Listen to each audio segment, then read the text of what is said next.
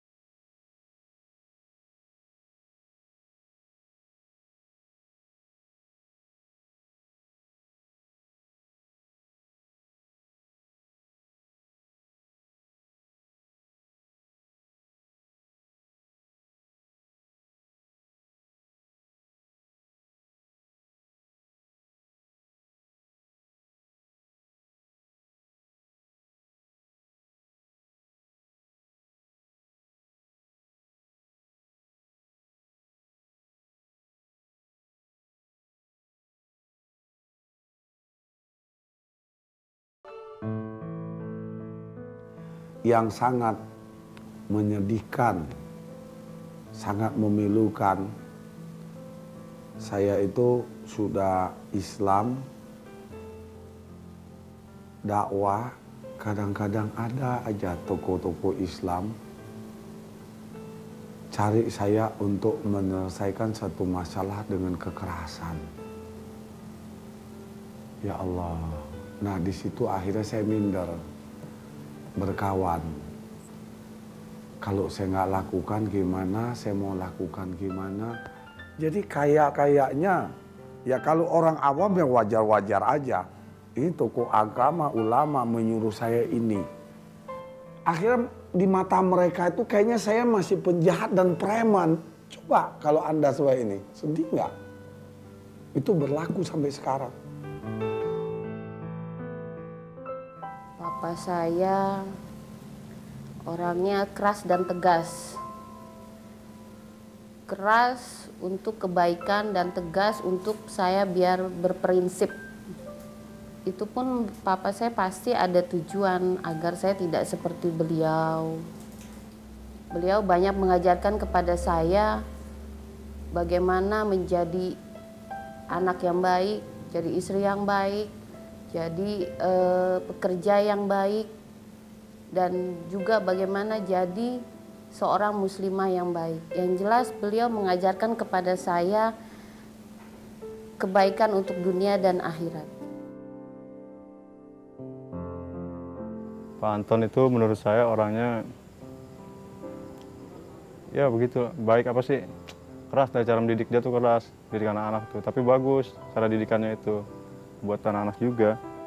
Ya ambil contoh saya aja lah, tadinya nggak bisa apa-apaan, sampai sekarang alhamdulillah saya punya anak 3, saya bisa ngidupin anak saya. Ada peristiwa di mana teman saya kehilangan sesuatu gitu. Karena di situ ada saya, mereka bersikap bahwa memvonis bahwa itu saya yang melakukan gitu.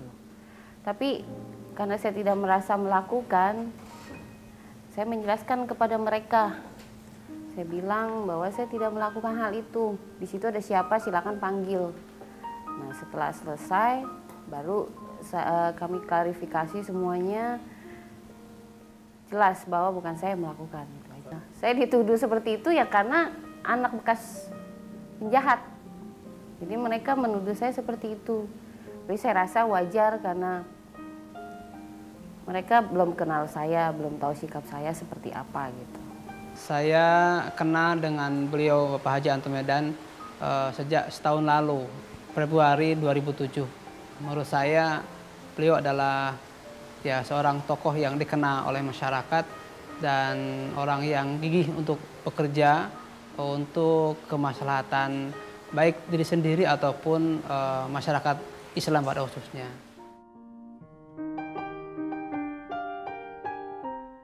Sebagai wujud tanggung jawabnya, saya yang diamanati untuk mengolah secara pendidikannya. Nah, beliau bertanggung jawab untuk perkembangan secara fisiknya. Karena walau bagaimana beliau bergelut dalam bidang usaha untuk mengadakan sarana prasarana untuk pondok ini, sementara saya untuk katakanlah mendidik para siswa atau santri yang ada di sini.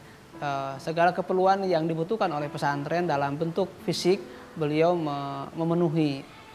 Itu tanggung jawab beliau, dan beliau juga menyampaikan ke masyarakat lewat dakwah-dakwah yang beliau sampaikan bahwa beliau punya pesantren, sekaligus untuk memberitahukan bahwa punya tempat pendidikan khusus siswa-siswa yang setingkat SMP dan SMA. Pesan buat papa saya, teruslah mendekatkan diri pada Allah agar papa bahagia dunia dan akhirat. Ya, pesan saya buat Pak Anton, saya mau mengucapkan terima kasih karena beliau telah mengajarkan banyak hal tentang masalah kerjaan, dari masalah pergaulan kepada saya. Semoga beliau diberikan kesehatan, iman Islamnya semoga diperkuatkan. Semoga dimurahkan rezekinya, ditambahkan rezekinya. Amin. Saya berpesan kepada beliau Pak Haji Anton Medan, mudah-mudahan beliau tetap istiqomah dan selalu dikaruniai hidayah oleh Allah Subhanahu wa taala dalam berislam, beriman dan berihsan. Mudah-mudahan diberkahi dalam rezekinya dan usianya serta hartanya, sehingga bermanfaat untuk beliau sendiri, untuk masyarakat, untuk kaum muslimin dan umumnya manusia yang secara umum gitu. Pemirsa, saya berharap Anda jangan kiblat melihat contoh saya. Saya sebagai contoh jangan. Saya tidak inginkan hal itu. Coba Anda belajar dari cara menyikapi bagaimana memahami kehidupan ini. Cara yang dipahami oleh Anton Medan. Jangan belajar dari Anton Medan, tapi cara Anton hidup sekarang ini.